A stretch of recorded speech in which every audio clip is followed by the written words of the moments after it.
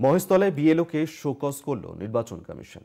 Form বিলি করেও সব ফর্ম সংগ্রহ না করার অভিযোগ। মহেশতলা পুরসভার ১৬ নম্বর ওয়ার্ডে এই ঘটনা ঘটেছে। শুভ্রজিৎ চক্রবর্তী আমাদের সঙ্গে টেলিফোনে রয়েছেন প্রতিনিধি।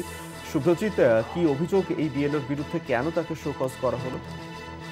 হ্যাঁ দেখো, তোমায় জানিয়ে রাখবো, মহেশতলা পৌরসভার ১৬ নম্বর ওয়ার্ডের ১৭ নম্বর বুথের এই ঘটনা। যিনি বিএলও ছিলেন ফরিদা খাতুন, তাকেই কিন্তু শোকজ করেছে নির্বাচন কমিশন।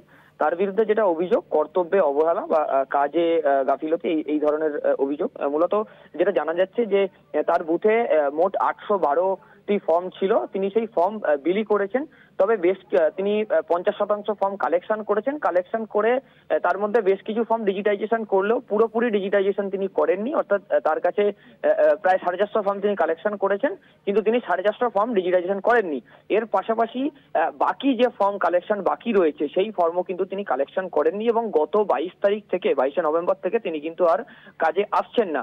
সেই কারণেই কিন্তু তাকে মূলত শোকজ করা হয়েছে। স্বাভাবিকভাবেই স্থানীয় যারা মানুষজন রয়েছেন তারা ফর্ম ফিল আপ করে কোথায় জমা দেবেন একটা দ্বন্দ্বে রয়েছেন তারা, এবং রীতিমতো মানুষজন তারা কিন্তু আতঙ্কিত হয়ে পড়েছেন। অনেকে বলছেন যে ফর্ম যদি জমা না দিই সেক্ষেত্রে এসআইআর এর তালিকায় যদি নাম না আসে, এই ধরনের আতঙ্ক কিন্তু একটা স্থানীয় বাসিন্দাদের মধ্যে আতঙ্ক সৃষ্টি হয়েছে। এবং যিনি সুপারভাইজার রয়েছেন হংসরাজ বেরা, তিনি যেটা বলছেন যে ২২ তারিখ থেকে যেহেতু বিএলও কাজে আসেননি সেই কারণেই কিন্তু তাকে শোকজ করা হয়েছে।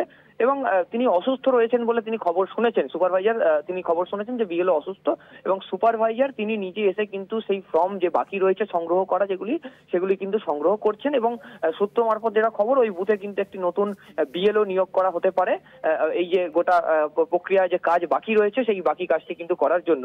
এবং যিনি বিএলও ছিলেন ফরিদা খাতুন, তিনি সংবাদ মাধ্যমের মুখোমুখি না হলেও তার পরিবার সূত্রে যেটা আমরা জানতে পারছি যে তার শারীরিক অসুস্থতার কারণেই মূলত তিনি ২২ তারিখের পর থেকে আর কাজে যোগ দিতে পারেননি। এবং তিনি যে জায়গায় কাজ করতেন, অর্থাৎ আইসিডিএস কর্মী ছিলেন তিনি, আইসিডিএস এর সেই কাজ থেকেও কিন্তু তিনি রিজাইন দিয়েছেন বলে জানা যাচ্ছে। তবে গোটা ঘটনায় কিন্তু একেবারে আতঙ্কিত হয়ে পড়েছেন যারা স্থানীয় বাসিন্দা রয়েছেন। তারা কোথায় তারা ফর্ম জমা দেবেন বা কার কাছে ফর্ম জমা দেবেন, কার সাথে কথা বলবেন, এই বিষয়ে কিন্তু একেবারে দ্বন্দ্বে রয়েছেন। একেবারে ধন্যবাদ শুভজিৎ চক্রবর্তী আমাদের সঙ্গে টেলিফোনে ছিলেন।